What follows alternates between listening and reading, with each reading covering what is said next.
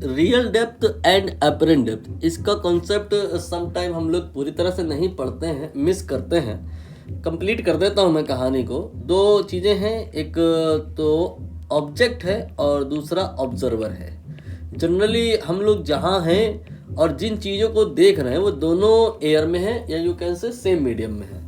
But अगर उल्टा हो जाए, उल्टा मतलब मीडियम डिफरेंट हो जाए, ऑब्जेक्ट किसी मीडियम में हो और ऑब्जर्वर किसी और मीडियम में हो, तो जितनी एक्चुअल डिस्टेंस होती है बिटवीन ऑब्जेक्ट एंड ऑब्जर्वर उतनी दिखाई नहीं देती है। तो जो अपीयर होती है उसको अपरेंट डेप्थ कहा जाता है, और जो रियलिटी में होती है उसे रियल डेप्थ कहा जाता है।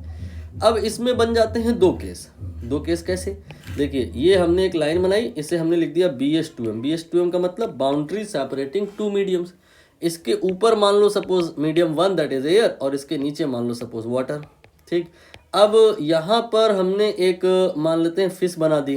ठीक, ये फिश है, और यहाँ पर एक हमने मान लेते हैं आदमी फिशरमैन, या मान लेते हैं कोई कौआ पक्षी, ऐसे। ठीक, तो ये जो डिस्टेंस है x है, और ये जो डिस्टेंस है y है, ये एक्चुअल डिस्टेंसेस हैं। बट जब मछली इस फिशरमैन को देखेगी या इस बर्ड को देखेगी, या बर्ड जब इसको देखेगा, एक जैसा थोड़े ना दिखाई देगा, अंतर आ जाएगा। रियल एंड अपरेंट डेप्थ में जब डिफरेंस है तब आएगा जब दो लोग ऑब्जेक्ट एंड ऑब्जर्वर अलग अलग मीडियम पे हो। अगर ये आदमी इस कौवे को देखेगा कोई दिक्कत नहीं, ये मछली दूसरी मछली को देखेगी कोई दिक्कत नहीं, बट अंतर आएगा। कब आएगा?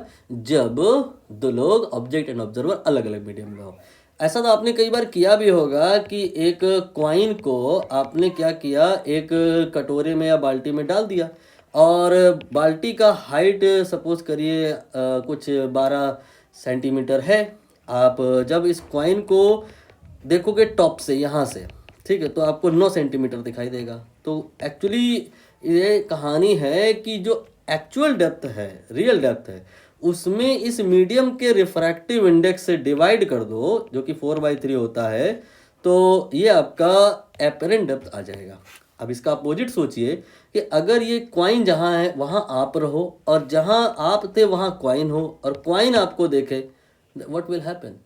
असली में जो है उससे ज़्यादा दिखाई दे जाएगा। आपका एक्चुअल डिस्टेंस 12 था, लेकिन ये अब 12 नहीं दिखाई देगा। 12 में 4/3 से इस बार डिवाइड नहीं होगा, मल्टीप्लाई हो जाएगा। जब चीज़ें बढ़ानी होती हैं तो हमें गुणा करना होता है रिफ्रैक्टिव इंडेक्स से, और घटानी होती है तो डिवाइड करना होता है। तो ये आपका 16 सेंटीमीटर आ जाएगा। मतलब फिशरमैन जब फिश को देखेगा तो कम दूरी पर देखेगा, और फिश जब फिशरमैन को देखेगी तो ज़्यादा दूरी पर देखेगी। अब आप क्वेश्चन रीड करो, सब हो जाएगा। A fish is in water perceive his height h dash. Fish देख रही है फिशरमैन को, और h डैश परसीव कर रही है। h एक्चुअल है, तो h डैश जो परसीव कर रही है दैट विल बी मोर, तो h dash will be more than h।